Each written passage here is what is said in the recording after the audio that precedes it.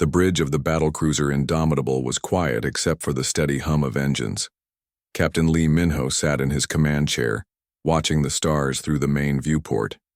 It was just another routine patrol along the outer rim of human space. Nothing ever happened out here. Then the communications console exploded with sound. "Captain!" Lieutenant Choi Hee-jin spun around from her station. Her face was pale. "I'm receiving multiple distress signals. These frequencies... Captain, these aren't human." Minho stood up quickly. In his 15 years of service with the Earth Defense Force, he had never heard alien transmissions. The galaxy's advanced species had always ignored humanity. They treated humans like children playing with toys in space. "Put it through," he ordered. The bridge speakers crackled to life. Strange voices filled the air. Some sounded like singing crystals. Others were like wind through caves. A few seemed to come from machines. But all of them carried the same emotion: terror. "Universal Translator is working on it," Hyojin said, her fingers dancing across her controls. "Getting partial translations. Now." The voices became clearer. Words formed from the alien sounds. "Help us. They consume everything. Entire systems gone. Nothing left. Ancient enemy has returned. We cannot stop them." Minho felt his blood turn cold. These were the voices of the galaxy's most powerful civilizations, the crystalline Veltar who could reshape matter with their thoughts, the gaseous Nethrim who lived in the hearts of stars, the cybernetic Corvin whose technology was beyond human understanding. And they were all begging for help. "Get me Admiral. Park on Luna Station," Minho commanded. "Priority Alpha." The holographic image of Admiral Park Jiwoo appeared above the communications console. She was in her office on Luna Station, Earth's moon base. Behind her, Minho could see other officers rushing around. "Captain Lee," Park said. Her voice was tight with stress. "I assume you're hearing what we're hearing." "Yes, Admiral." "The alien. Distress calls. What's happening out there?" Park's expression darkened. "We've been monitoring these signals for the past 6 hours. Every major alien civilization is broadcasting emergency transmissions. They're calling it the Devourers." "The Devourers?" "Something that eats entire star systems, not just the planets or the stars. Everything. Space itself becomes empty where they pass." Minho felt his stomach drop. "How is that possible?" "We don't know. But 3 major galactic sectors have gone completely dark. No signals, no light, nothing. It's like they never existed." On the bridge of the Indomitable, the alien voices continued their desperate pleas. Commander Kim Tae-hyung, the ship's science officer, was analyzing the incoming data. His screens showed star charts with growing patches of absolute darkness. "Captain," Tae-hyung called out, "I'm seeing patterns in these transmissions. The more advanced a civilization is, the faster they seem to be falling. The Veltar colonies near the galactic core went silent first. Then the Nethrim gas clouds. The Corvin cyber worlds lasted longer, but even they're going dark." Admiral Park nodded grimly on the hologram. "That matches our analysis. Dr. Shin Yunji, here at Luna Command, has a theory. Show him, Doctor." Another hologram appeared. Dr. Shin Yunji was humanity's leading expert on alien technology. Her research had helped humans understand the basics of how alien tech worked. "Captain Lee," she began, "based on the data we're receiving, the Devourers seem to target technological advancement. The aliens with the most sophisticated technology are being consumed first. Primitive worlds are being ignored." "What does that mean for us?" Minho asked, though he suspected he knew the answer. "It means," Yunji said slowly, "that humanity might be next. We're not as advanced as the others, but we're still a spacefaring civilization. If the Devourers are moving outward from the galactic core..." She didn't need to finish. Everyone understood. Back on the bridge, Lieutenant Hee-jin was working frantically. At her station. "Captain, I'm picking up more transmissions. These are military frequencies. Battle reports." The new voices were different. These weren't just scared civilians. These were professional soldiers reporting from the front lines of an impossible war. Veltar Battle Fleet Epsilon engaging unknown hostiles. Our matter disruptors have no effect. They're not solid, not energy, not anything we understand. Nethrim. Defense swarm attempting fusion bombardment. Weapons passing through targets. No damage reported. They're still advancing. Corvin Adaptive Defense Grid online. Analyzing enemy composition. Error. Error. Cannot compute. Systems failing. Each report ended the same way. Silence. Commander Kim Tae-hyung looked up from his analysis. Captain, every species that has tried to fight these things has the same result. Complete defeat within hours. Their advanced weapons, their energy shields, their tactical systems. Nothing works. The bridge fell silent except for the continuing alien transmissions.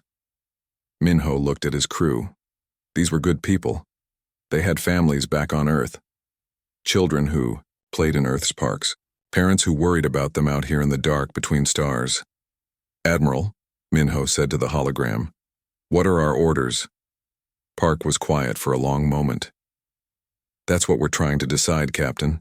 The alien signals are getting stronger, more desperate. For the first time in galactic history, they're acknowledging our existence. They're asking for our help. Our help? Minho almost laughed. Admiral, these civilizations have technology thousands of years ahead of ours. If they can't stop this threat, what can we possibly do? I don't know, Park admitted. But they're asking. Species that wouldn't even return our diplomatic messages are now begging Earth for assistance. The question is, do we answer? Lieutenant Choi Hyejin suddenly straightened at her console. Captain, incoming priority transmission from the Galactic Conclave. Everyone on the bridge stopped breathing. The Galactic Conclave was the ancient governing body of the galaxy's oldest civilizations. They had never even acknowledged that humans existed. Put it through, Minho ordered. The voice that came through the speakers was crystalline, beautiful, and completely terrified. People of Earth, it said. I am High Consul Velneth of the Veltar. We have watched your species from afar. We have judged you young and primitive. We were wrong to ignore you. The transmission paused. When it continued, the ancient alien's voice was breaking. Our civilizations are dying. Our technologies are useless. Our fleets are destroyed. We call upon you, humans of Earth, to help us. We offer you anything. Our knowledge, our resources, our worlds. Please, help us stop the devourers before they consume everything that lives. The transmission ended. The bridge of the Indomitable was silent. Minho looked around at his crew. They were scared. He was scared. But he was also something else. He was angry. These alien civilizations had spent decades treating humanity like insects. They had refused trade, ignored diplomatic contact, and acted like humans were barely worth noticing. Now they were begging for help. But people were dying out there. Entire worlds full of living beings were being erased from existence, and Earth might be next. Admiral Park, Minho said, his voice steady. Request permission to set course for the Kepler sector. If we're going to help, we need to see what we're up against. Park nodded slowly. Permission granted, Captain. All Earth Defense Force ships are being recalled to Luna Station for emergency briefing. We're going to need every ship we have. As though the Indomitable turned toward human space, the alien voices continued their desperate calls across the void. The galaxy was crying out in fear. Soon, Minho thought. They would learn how humanity responds. Ambassador Yoon Sora stood in the transport bay of the diplomatic vessel Harmony, watching the crystalline world of Veltara Prime grow larger through the viewport. In her 30 years as Earth's top diplomat, she had dreamed of this moment. First contact with an alien civilization, but not like this. Not when the galaxy was dying. Ambassador, called Dr. Kang Min-seok from behind her. The readings are incredible. This entire planet appears to be one massive crystal structure. Sora nodded without turning around. Dr. Kang was Earth's chief physicist, chosen for this mission, because of his work on theoretical alien technologies. She needed his scientific mind to understand what they would face in the galactic conclave. "Dr. Kang," she said quietly, "in all your studies of alien technology, did you ever imagine something like the Devourers could exist?" The scientist was quiet for a moment. "No, Ambassador. But then again, I never imagined aliens would invite us to their capital either." The invitation had arrived just 12 hours after Captain Lee's encounter with the distress signals, a formal diplomatic message from the Galactic Conclave. For the first time in human history, they were invited to observe an emergency session, not as members, but as consultants. General Nam Ji-hoon joined them at the viewport. He was Earth's top military intelligence officer, and his presence on this mission told Sora everything about how seriously Earth was taking this crisis. "Our escort is arriving," he announced, pointing to the approaching alien ships. 3 vessels approached. The harmony. They were beautiful and terrible at the same time. The lead ship looked like a living crystal, its faceted surface catching the light of Veltara Prime's twin suns. The second appeared to be made of flowing gas and energy, constantly shifting between states. The third was clearly mechanical, but so advanced that its technology seemed like magic. Veltar, Nethrim, and Corvin escorts, Dr. Kang identified, the 3 most powerful civilizations in the galaxy, working together to protect one human diplomatic vessel. "That should tell us something about how desperate they are," General Nam replied grimly. The crystalline ship's communication array activated, and a voice like singing glass filled the transport bay. "Vessel Harmony, this is Crystal Song of the Veltar fleet. We will guide you to the conclave chambers. Please follow our lead and do not deviate from the designated approach. Vector." "Understood, Crystal Song," Sora replied. "We are honored by your escort." There was a pause. Then the alien voice returned, softer now.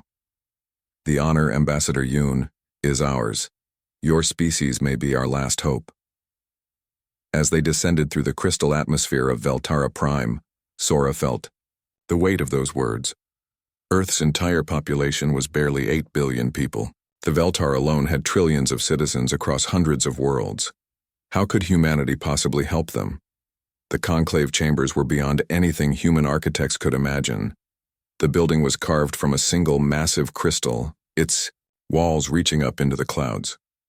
Inside, the main chamber was large enough to hold entire cities. Representatives from dozens of species filled the space, their various technologies creating a light show of impossible colors. "Ambassador," Dr. Kang whispered as they were led to the observation section, "the energy readings in here are off the charts. Some of these species are manipulating forces we don't even have names for." But Sora was not impressed by the technology. She was watching the faces of the alien representatives. Fear, panic, desperation. These were the emotions of beings who had run out of options. High Consul Velneth of the Veltar rose to address the assembly.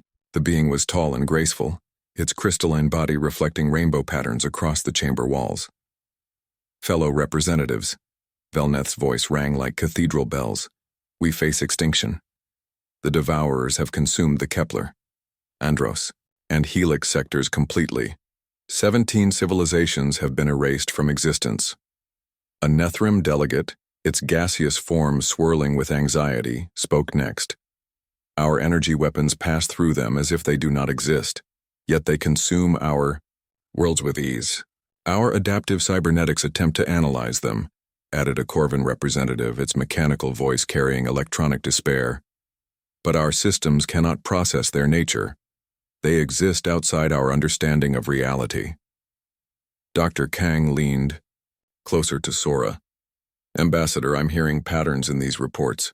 Each species is trying to fight the Devourers using their most advanced technologies. But what if that's the problem?" Before Sora could respond, High Consul Velneth continued the briefing. "We have confirmed that the Devourers are targeting our most developed worlds first. They seem drawn to advanced technology and sophisticated civilizations. Primitive worlds are ignored completely." General Nam straightened in his seat. "That explains why they haven't reached Earth yet." "The pattern is clear," Velneth continued. "The more advanced we are, the faster we fall. Our greatest achievements have become our weakness. A new voice entered the discussion. It was ancient and tired, speaking in frequencies that hurt to hear. "I am Elder Thexmore of the Architect Research Guild," the voice announced. "I bring grave news. The Devourers have begun consuming the architect ruins throughout the galaxy." The chamber fell completely silent. Even Sora, who knew little about galactic history, understood the significance. The architects were the mysterious precursor race that had vanished millions of years ago, leaving behind ruins scattered across the galaxy. "The ruins in the Vega system were consumed 3 days ago," Elder Thexmore continued. "Yesterday, the complex in the Centauri cluster vanished. Each time they consume an architect site, the Devourers become more organized, more purposeful." Dr. Kang was writing frantically on his datapad. "Ambassador, this is important. The architects left technology behind that no one has been able to understand. If the Devourers are specifically targeting those sites, they're growing stronger." Sora finished. High Consul Velneth's crystal form dimmed as despair overcame the ancient being. "We estimate that the Devourers will reach the galactic core within 30 standard days. When they do, they will consume the Great Archive, the Central Nexus, and the Heart of Stars. Everything our civilizations have built over millions of years will be gone." The chamber erupted in desperate voices. Representatives from dozens of species called out suggestions, plans, and theories. But Sora noticed that they were all variations of the same failed approaches: bigger weapons, more advanced shields, sophisticated battle tactics. She stood up. The chamber gradually fell quiet as the aliens noticed the human ambassador rising to speak. "Honored representatives," Sora began, her voice carrying clearly through the crystal acoustics, "I have listened to your reports. Your weapons do not work. Your defenses fail. Your tactics are useless." Angry murmurs began to rise from the assembly, but Sora continued. "But you are all trying to fight this enemy the same way, with your most advanced technologies, with your greatest achievements. What if that is exactly what the Devourers expect?" High Consul Velneth focused its attention on her. "What do you propose, Ambassador?" "I propose that you are thinking too much like advanced civilizations," Sora replied. "Sometimes the best solutions are the simple ones." Dr. Kang stood beside her.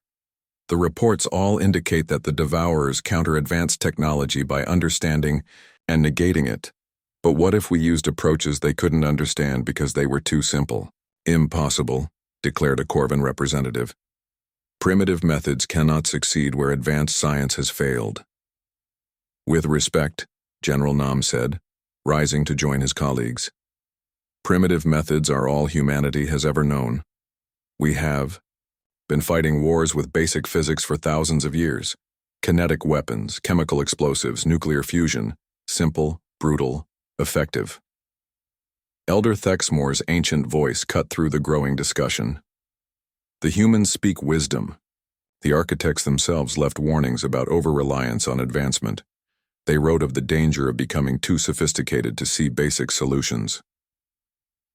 High Consul Velneth was quiet for a long moment. Then, with obvious difficulty, the proud being spoke. "Ambassador Yoon, what would your species need to attempt this primitive approach?" Sora looked at her companions, then back at the assembled representatives of the galaxy's greatest civilizations. "We would need your star charts, your intelligence on the Devourers' movements, and we would need you to trust us, even when our methods seem crude and wasteful." "And in return?" asked the Nethrim delegate. "In return," Sora said simply, "we will show you how humans fight when everything is on the line." The vote was swift and unanimous. For the first time in galactic history, a primitive species was granted full access to the combined knowledge of advanced civilizations. As the conclave session ended, High Consul Velneth approached the human delegation privately. "Ambassador, I must ask, do you truly believe your primitive methods can succeed where our advanced technologies have failed?" Sora looked up at the towering crystal being. "Consul, we have no idea if we can win, but we know how to try, and sometimes that's enough." The crystalline being shimmered with what might have been hope. Then may the stars favor your courage, young species. The galaxy depends on it.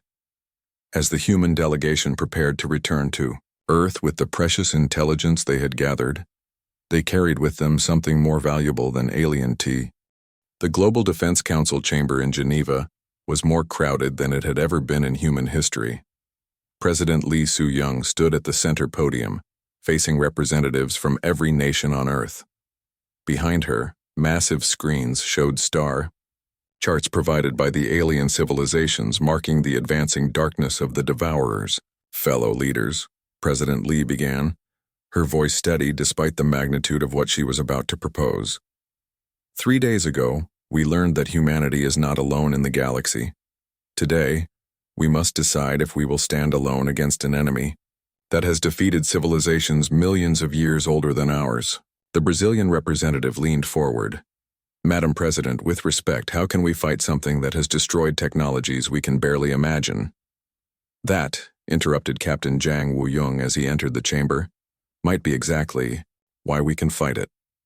Captain Yang commanded the experimental ship Prometheus, Earth's most advanced vessel, but even humanity's best technology was primitive compared to what the Devourers had already defeated. Captain Zhang has developed what we're calling the Wildfire Protocol, President Lee announced. Captain, explain your proposal. Zhang moved to the presentation screen, bringing up tactical displays that looked nothing like the sophisticated battle plans the aliens had tried. The key insight came from studying every alien battle report, he began. Every advanced civilization tried to out-technology the Devourers, energy weapons, matter disruptors, reality manipulators, all failures. He clicked to the next screen, showing crude diagrams of human weapons. We propose the opposite approach. Kinetic weapons, chemical explosives, nuclear warheads, things so simple that the Devourers cannot understand them well enough to counter them. The Russian delegate looked skeptical. You want to fight galaxy-consuming entities with bullets and bombs. Not just bullets and bombs, Commander Sun Na-young said, joining the briefing. We want to fight them with chaos. Commander Sun was Earth's top tactical strategist. She had spent her career studying human warfare, from ancient battles to modern conflicts. Every human war has taught us the same lesson, she continued. The best plans survive contact with the enemy by being adaptable, not sophisticated. We call it the Wildfire Protocol because it spreads unpredictably, consumes everything in its path, and cannot be easily stopped. President Lee nodded. The alien civilizations fight with precision and advanced planning. We propose fighting with controlled chaos and simple brutality. Show them the fleet composition. Captain Zhang said. The screens changed to show Earth's assembled space forces. They looked pathetic compared to alien battle fleets, but that was exactly the point. Every ship will carry primitive weapons, Zhang explained. Kinetic projectiles accelerated to high velocity, fusion warheads with simple trigger mechanisms, chemical explosive charges, even modified asteroid mining equipment. Admiral B.A. Suho, who would command the first human fleet, stepped forward. We're not trying to be elegant or efficient. We're trying to be unpredictable and impossible to analyze. The Chinese representative raised her hand. What makes you think this will work when alien superweapons have failed? Dr. Shin Yunji, who had been analyzing alien combat data, answered. Because the Devourers appear to function by understanding and countering advanced technology. Our analysis suggests they study their targets, learn how their weapons work, then negate them. She brought up her research on the main screen. But how do you counter a chunk of tungsten moving at 1/10 the speed of light? How do you negate a fusion explosion that works on basic atomic physics? The Devourers expect sophisticated enemies using complex technologies. We will give them something completely different. Crude and simple, Admiral BAE added. Things that work because they follow basic physics, not because they manipulate exotic forces or bend reality. President Lee looked around the chamber. The alien civilizations have provided us with their star charts, their intelligence on Devourer movements, and access to their manufacturing capabilities. In return, they want us to try our approach. And if we fail? Asked the European Union representative. Then we fail trying, President Lee replied simply. But if we succeed, we save not just Earth, but every living world in the galaxy. The vote was unanimous. Earth would mobilize every available ship and weapon for humanity's first galactic war. 3 days later, Admiral BAE Suho stood on the bridge of the battlecruiser Indomitable, watching the largest human fleet in history assemble in space around Luna Station. 200 ships, from massive battlecruisers to small fighters, all loaded with humanity's most basic weapons. "Admiral," reported Captain Ko Jimin from her fighter squadron, "all wings report ready for departure. Weapon systems checked and loaded. Dr. Moon Seo-hyun," Admiral BAE called to the scientist monitoring the fleet from the research vessel Discovery. "Any final analysis before we depart?" "Admiral, the alien battle reports all show the same pattern. The Devourers adapt to whatever they encounter within minutes. Our only advantage is that they have never encountered anything like human tactics." "Then let us hope they find us as confusing as we find them," Admiral BAE replied. The human fleet's destination was the Kepler sector, where Veltar colonies were currently under attack by a Devourer swarm. It would be humanity's first look at the enemy that had terrified the galaxy. As the ships prepared to jump to hyperspace, Commander An Tae-young aboard the destroyer Soul's Fury made the final preparations for Operation Wildfire. "All ships, this is Soul's Fury. Remember, we are not trying to fight a clean war. We are trying to fight a human war. Fast, brutal, and impossible to predict." "Copy that, Soul's Fury," came replies from across the fleet. "Ready to show these things how humans fight." Admiral BAE gave the final order. "All ships, jump to Kepler sector. Time to find out if primitive methods can save an advanced galaxy." The human fleet vanished into hyperspace, carrying with them the hopes of civilizations they had never met, and the determination of a species that had never learned to surrender. Behind them, Earth's remaining defenses prepared for the possibility that humanity's gamble might fail. But ahead of them lay something no human had ever seen. An enemy that existed beyond normal understanding, consuming entire star systems as it spread across the galaxy. In the cold dark between stars, the Devourers continued their ancient work, unaware that they were about to encounter something they had never faced before. A young, primitive species armed with simple weapons and the absolute refusal to accept defeat. Captain Lim Hyunwoo, commanding the destroyer Soul's Vengeance, spoke for the entire fleet as they approached their destination. "Time to teach the galaxy what human stubbornness looks like." The Battle of Kepler 442 was about to begin. The Kepler 442 system was dying when the human fleet arrived. Admiral BAE Suho watched through the main viewport of the Indomitable as entire planets flickered in and out of existence. The Devourers had been feeding here for days, and reality itself was breaking down. "My God," whispered Captain Ko Jimin from her fighter cockpit. "How do you fight something like that?" The Devourers filled the space around the dying star. They were not ships or creatures in any sense that humans could understand. They appeared as massive shadows that seemed to exist partially outside normal spacetime. Where they moved, stars dimmed, and space itself seemed to bend and crack.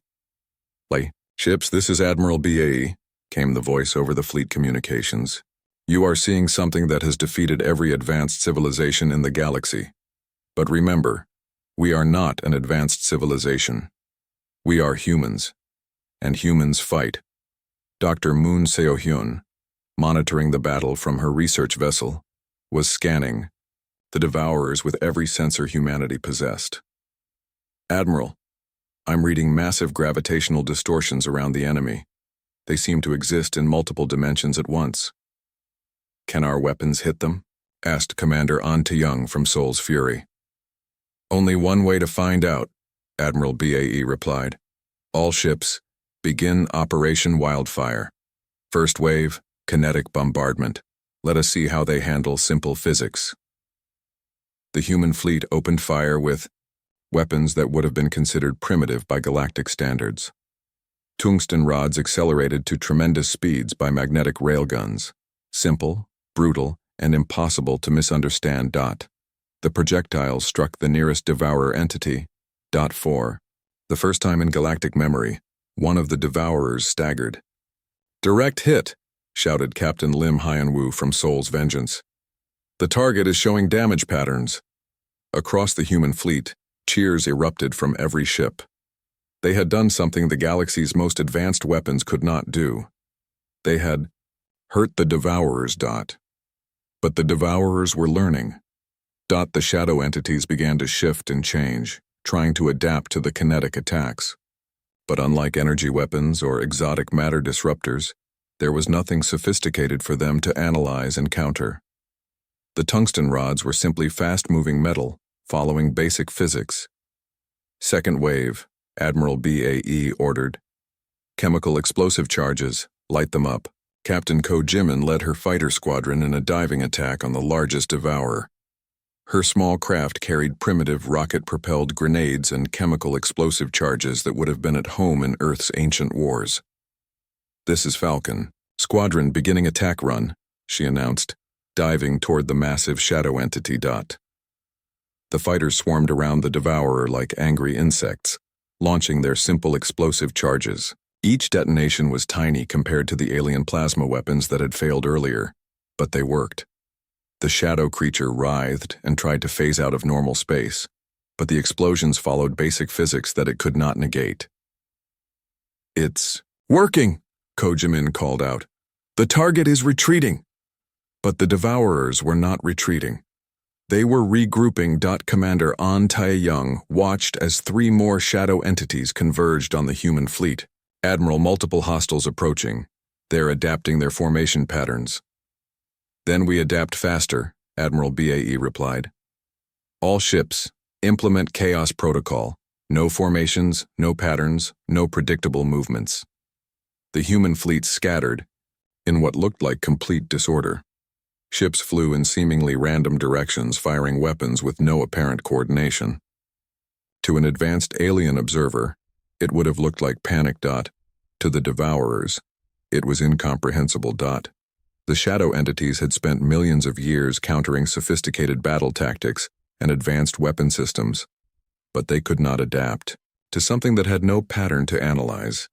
"Soul's Fury, this is Discovery," called Dr. Moon Seo-hyun. "My readings show the Devourers are having trouble targeting you. Their adaptation systems cannot process random human behavior." Captain Lim Hyunwoo took advantage of the confusion, diving his destroyer directly at the largest Devourer entity. "Soul's Vengeance beginning ramming run. All hands prepare for impact." "Hyunwoo, what are you doing?" Admiral Bay called out. "Something no advanced civilization would ever try," Lim replied. "Ramming speed." Soul's Vengeance struck the Devourer entity at full speed, while detonating its entire nuclear arsenal. The explosion was crude, simple, and devastatingly effective. The fusion warheads worked on basic atomic physics that the Devourers could not understand or counter. The shadow entity was not destroyed, but something impossible happened. It was forced back into normal space-time, becoming solid and vulnerable.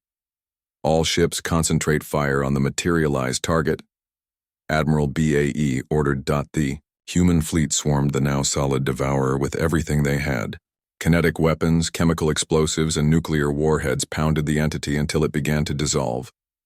For the first time in galactic history, one of the Devourers had been killed. But the victory came at a cost. Soul's Vengeance was gone, along with Captain Lim Hyunwoo and his entire crew. "Captain Lim died showing us the way," Admiral BAE announced to the fleet. "The Devourers can be forced back into normal space, and once they are solid, they can be killed." The surviving Devourer entities were pulling back, but not in defeat. They were learning from what had happened, adapting to this new type of warfare they had never encountered before. "Admiral," reported Commander An, "long-range sensors show more Devourer swarms converging on this system. Estimate 50 entities approaching. How long until they arrive?" 6 hours, sir." Admiral BAE looked around at his battered fleet. They had lost 12 ships, but they had proven something important. The Devourers could be fought with primitive human weapons and chaotic human tactics. "Dr. Moon, transmit all battle data to Luna Command immediately. Include Captain Lim's ramming technique and the materialization effect." "Transmission sent, Admiral." All ships prepare for emergency jump to Sol system. We have learned what we came to learn. As the human fleet prepared to retreat, Captain Ko Jimin flew one final reconnaissance mission around the dying Kepler system. What she saw filled her with both hope and horror. "Admiral, you need to see this. The Veltar civilians we evacuated are still alive. Every single one. But the planets they came from, they are completely gone. Not destroyed. Gone. Like they never existed." Admiral BAE nodded grimly. "At least we saved someone. That is more than anyone has managed before us." The human fleet jumped to hyperspace, leaving behind the first battlefield where the Devourers had been challenged and hurt. Behind them, the remaining shadow entities continued their ancient work of consumption. But something had changed. They had been forced to acknowledge that a new type of enemy existed in the galaxy. An enemy that fought with primitive weapons and impossible tactics. An enemy that seemed to care more about causing damage than preserving their own lives. As the human fleet returned to Earth with news of their partial victory, signals were already racing across the galaxy. The impossible had happened. The Devourers had been hurt, and humanity had done it with weapons that any spacefaring civilization could build, using tactics that any species could learn. For the first time since the Devourers had begun their harvest, the galaxy had hope. Dr. Moon Seohyun reviewed her battle data as the Indomitable traveled through hyperspace. "Admiral, I believe we have found their weakness. The Devourers counter advanced technology by understanding it. But they cannot counter simple brutality because there is nothing sophisticated to analyze. Then we teach the galaxy to fight like humans," Admiral B replied.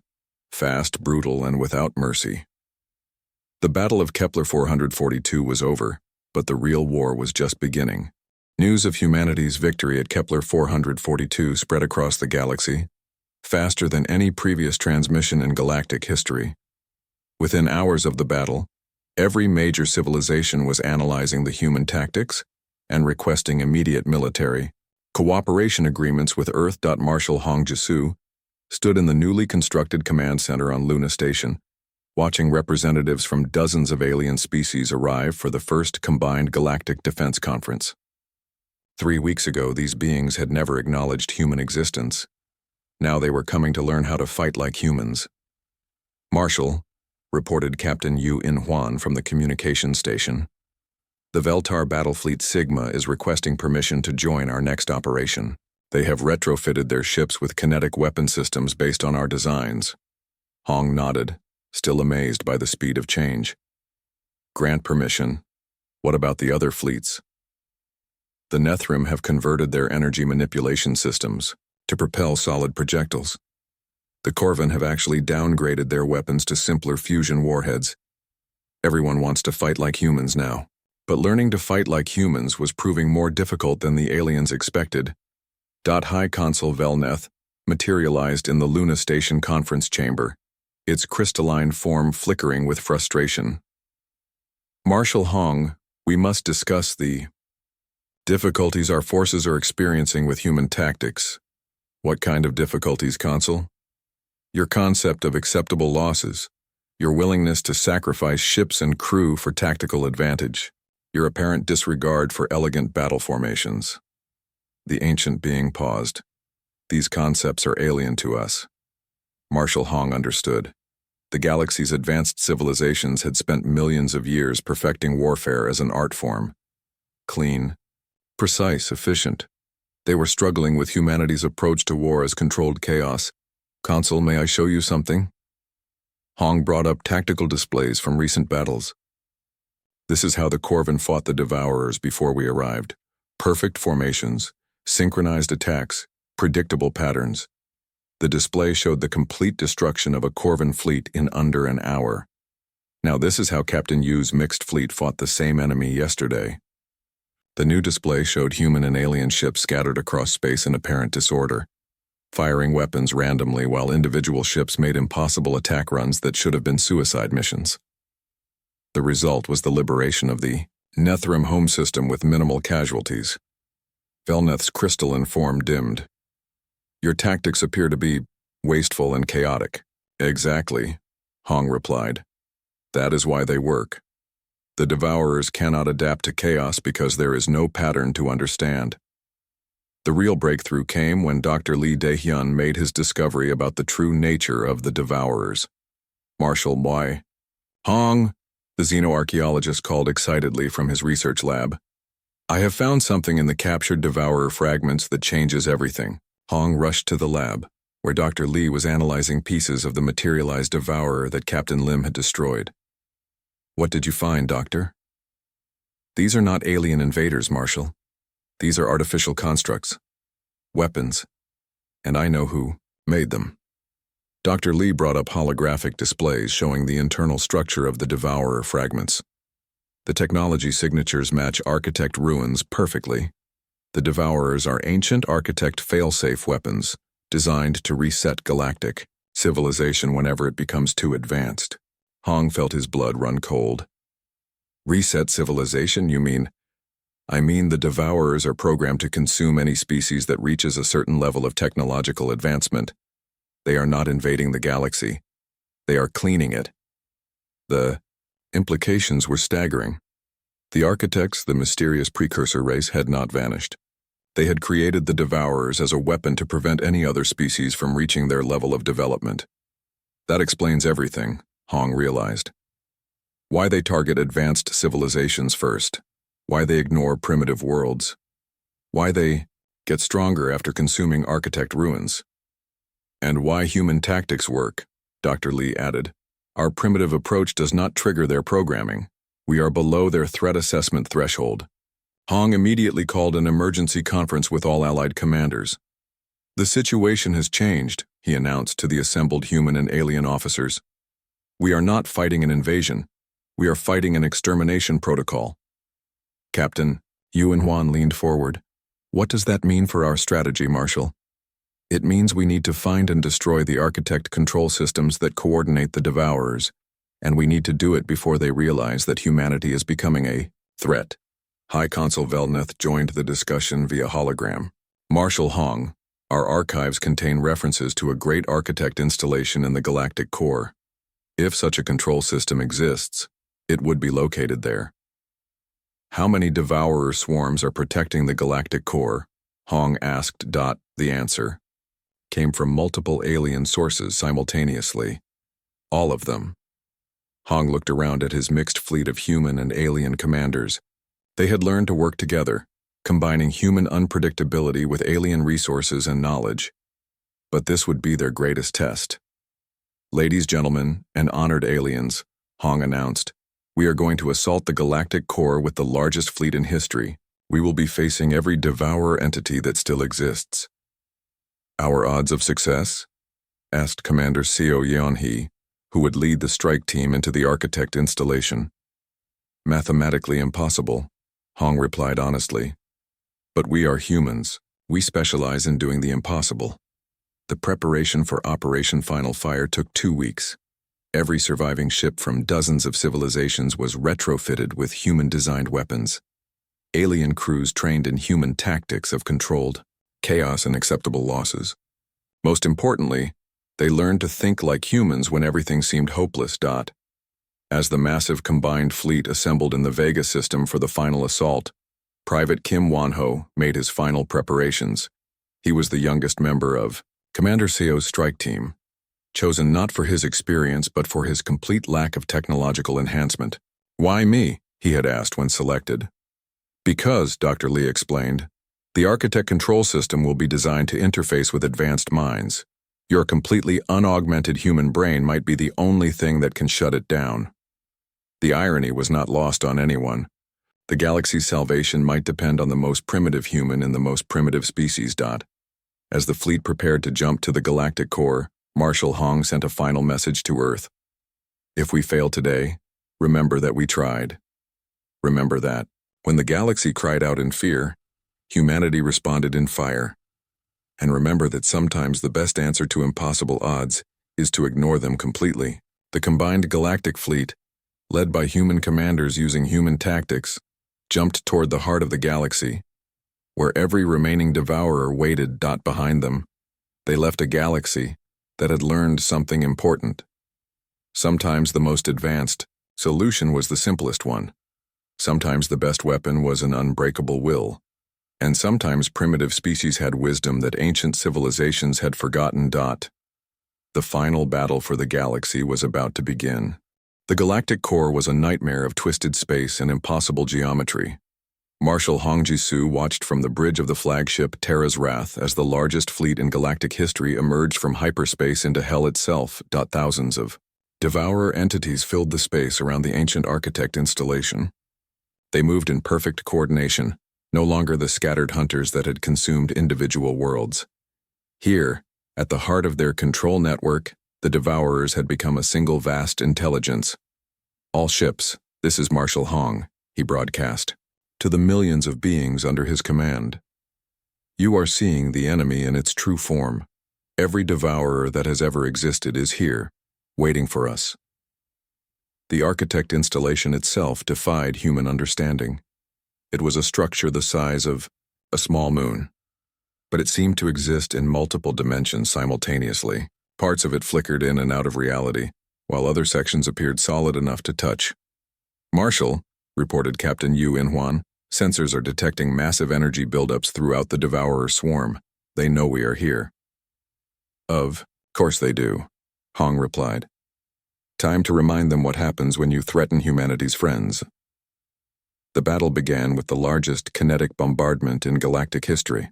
Every ship in the combined fleet opened fire simultaneously, sending millions of tungsten rods and fusion warheads toward the devourers. The shadow entities tried to adapt, tried to counter the simple physics of fast-moving metal and nuclear fire. But there were too many projectiles coming from too many directions with too much chaotic unpredictability for them to process. First blood to us, shouted Captain Ko Jimin, as her fighter wing dove through a gap in the devourer formation. Beginning attack run on the installation. But the devourers were learning fast. They began to merge together, forming larger entities that could absorb more damage. The individual shadow creatures became arms and weapons of massive composite, beings that filled space around the architect installation. All ships implement maximum chaos protocol, Marshal Hong ordered. No patterns, no formations, nothing they can predict. What followed was the most chaotic battle in galactic history. Human ships flew in seemingly random patterns while alien vessels tried to copy their unpredictable movements. Fighters dove through devourer formations that should have destroyed them instantly. Capital ships rammed enemy entities while detonating. Their entire arsenals. To any observer, it would have looked like complete madness. But there was method in the chaos. Commander Seo Yeonhee led her strike team through the impossible battle, using the confusion to approach the architect installation. Her team consisted of volunteers from every major species, but they all carried simple human weapons and followed human tactics. Strike team to Terra's Wrath, SEO reported as they landed on the installation's surface. Beginning infiltration. No signs of conventional defenses. Be careful, Commander, Hong replied. This place has been waiting for millions of years. It will not be undefended. Inside the architect installation, the strike team found themselves in corridors that hurt to look at. The walls seemed to be made of crystallized time itself, and the air shimmered with possibilities that had never become real. Stay close, CO ordered her team. Do not touch anything unless I give the order. They moved deeper into the installation, following readings that led toward the central control chamber. Along the way, they passed rooms full of technology that could have advanced any civilization by millions of years, but they ignored it all. Focused on their mission. Private Kim Won-ho brought up the rear of the strike team, carrying nothing but a simple plasma rifle and his completely unaugmented human mind. As they approached the control chamber, he began to feel something calling to him. Commander, he said quietly, something ahead is trying to communicate with me. CO stopped the team. What kind of communication? Images, thoughts. It felt old, very old, and sad. They entered the control chamber to find something none of them had expected. Instead of complex machinery or alien computers, they found a single figure sitting in the center of the room. It looked human, but ancient beyond measure. Its eyes held the weight of millions of years, and when it spoke, Its voice carried the sadness of civilizations that had risen and fallen uncounted times. "Welcome," the figure said. "I am the last architect. I have been waiting so long for someone to find me." Private Kim stepped forward, ignoring Sio's gesture to stay back. Something about the ancient being called to him. "You created the Devourers," Kim said. It was not a question. "Yes," the architect replied. "We created them to prevent what happened to us from happening to others. We became so advanced that we transcended physical existence entirely. We became gods, but we lost our humanity in the process." "So you created a reset button for the galaxy," Kim said, understanding. "The Devourers were meant to prevent any species from making our mistake, but they have gone too far. They are consuming species that could have learned wisdom without losing their essence." Outside, the battle continued to rage. The combined fleet was holding its own against the Devourers, but barely. Ships were being lost every minute, and the enemy was adapting to human tactics faster than expected. "Can you stop them?" Commander Sio asked. The ancient architect shook its head sadly. "I created them too well. They no longer obey me. But there is another way." The being gestured toward a simple control panel, so basic it looked like something humans might have built.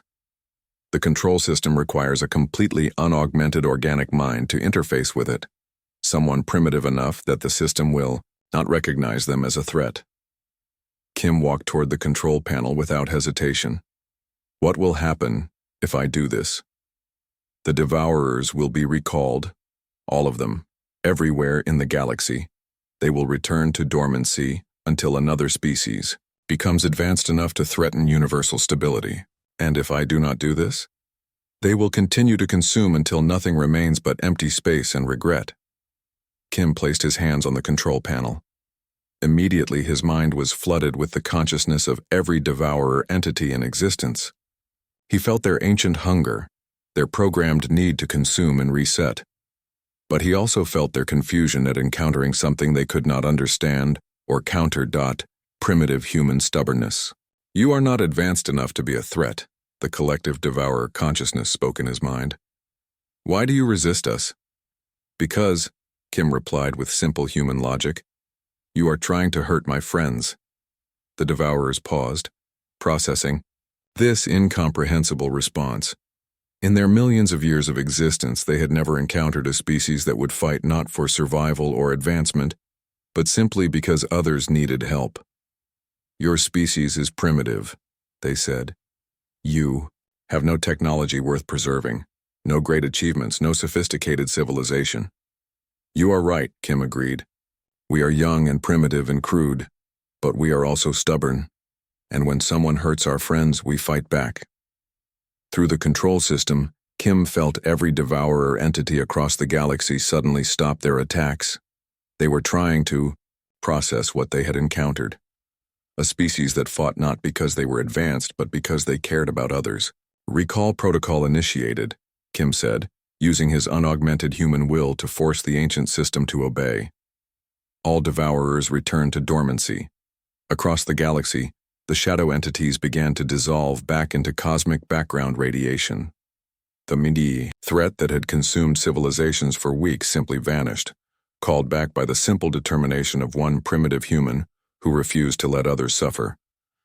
Kim collapsed, his mind overwhelmed by the contact with the Devourer collective. But he was alive, and more importantly, he had succeeded. Outside Kama, the combined fleet watched in amazement as their enemies simply disappeared. "All ships, this is Marshal Hong," came the broadcast. "The Devourers are gone. The strike team has succeeded. The galaxy is safe." The cheers that erupted across the fleet could be heard on every frequency. Humans and aliens celebrating together, united by the shared experience of facing extinction and refusing to surrender. The ancient architect approached Private Kim as Commander Sio helped him to his feet. "Your species will be remembered," the ancient being said. "Not for your technology or your achievements, but for your courage and your refusal to abandon others in need." "Will the Devourers return?" Sio asked. "Not for millions of years," the architect replied.